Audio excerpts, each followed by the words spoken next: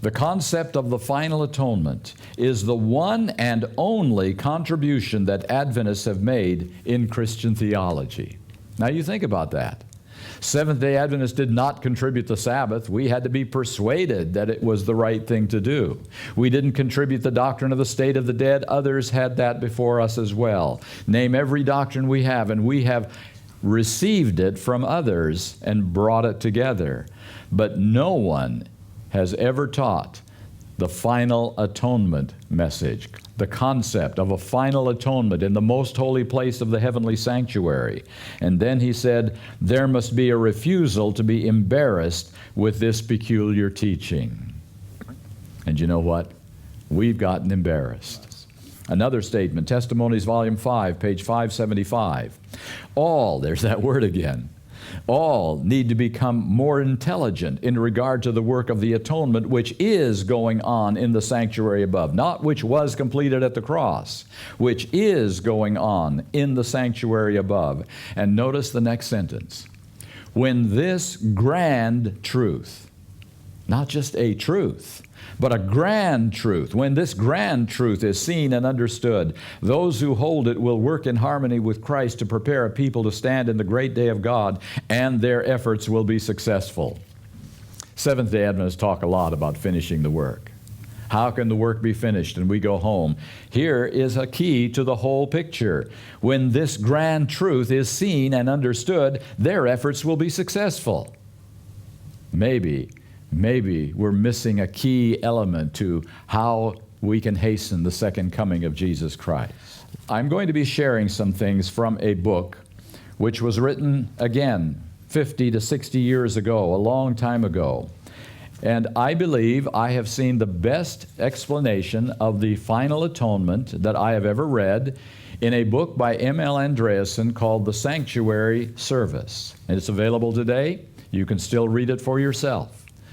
In the second to the last chapter of that book, The Sanctuary Service, is a chapter entitled The Last Generation.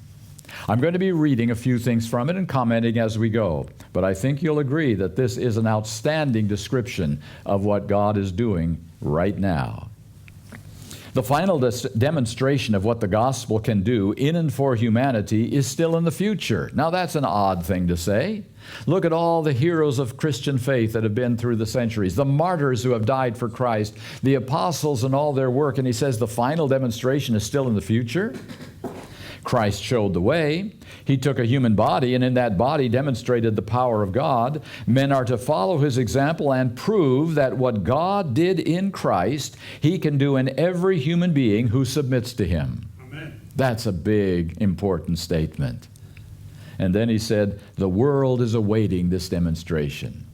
You know, I don't think the world understands Christianity too much, at least not very well. They understand a lot of things about Christianity that are political or controlling or rigid or harsh, but they don't understand Christianity very well. I came across this statement from Mahatma Gandhi. I like your Christ. I do not like your Christians. Your Christians are so unlike your Christ. What a tragic statement. And again, the painful reality is he's more right than wrong. The cleansing. Now this sentence is the heart and soul of the whole chapter. The cleansing of the sanctuary in heaven is dependent upon the cleansing of God's people on earth. And if you think about it, that's the only thing that makes any sense. If God cleanses his sanctuary, moves all sin out of the heavenly sanctuary, and I commit another sin, and I say, Lord, please forgive me. Will you take this to the sanctuary for me? And he does, and he cleanses that out, and then you commit a sin, and he takes that to the sanctuary and has to cleanse that out. When would it ever end? When would it ever end? Can't end. So the cleansing of that heavenly sanctuary is totally dependent on the cleansing of my heart sanctuary from sin. How important then that God's people be holy and without blame. In them every sin must be burned out so that they will be able to stand in the sight of a holy God and live with the devouring fire. So what is the final atonement all about? Jesus is doing everything in his power to prepare a people to be cleansed of all sin, so that the heavenly sanctuary can be cleansed of all sin. His efforts now are beyond anything He has ever done in 2,000 years of human history since His resurrection from the dead. This is intense work by Jesus Christ in the most holy place to work hard upon the hearts of His people on earth to change them. Ellen White says in Maranatha, page 249, there must be a purifying of the soul here upon the earth in harmony with Christ's cleansing of the sanctuary in heaven. So purifying, cleansing in harmony. Review and Herald, February 11, 1890, Christ is cleansing the temple in heaven from the sins of the people, and we must work in harmony with Him upon the earth, cleansing the soul temple from its moral defilement. Cleansing there, cleansing here.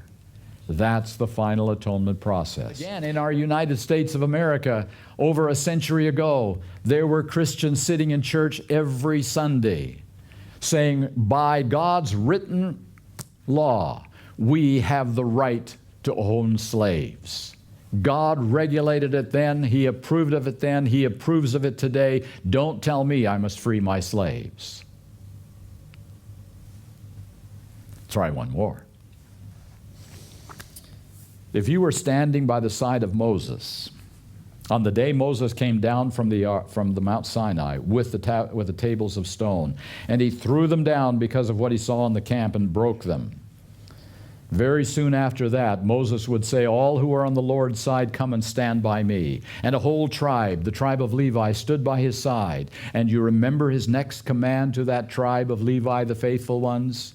Take your sword in your hand and kill the ones who have apostatized so terribly against me. Now remember, these are all fellow Israelites, all out of the 12 tribes, all brothers in the flesh. It would be like God calling some Seventh-day Adventists to His side and saying, go out and kill the apostate Adventists among you. Would you be comfortable doing that? That was His command to the faithful ones of His time. Take your sword and destroy the unfaithful. And once again, on the basis of that, nation after nation in our time has said we have the right to take up arms against those that are not doing God's will. We are the favored ones of God. We are the Christian ones. We can kill the ones that are not faithful.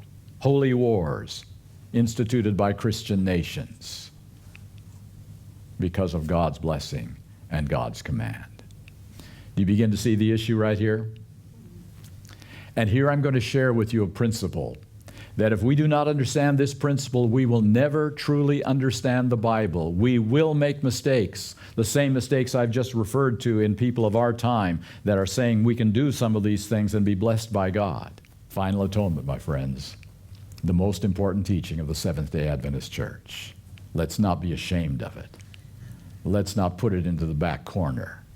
Let's not pretend that we don't believe it because we get criticized for it. Let's proudly say, if Jesus Christ gave us truth, I want it.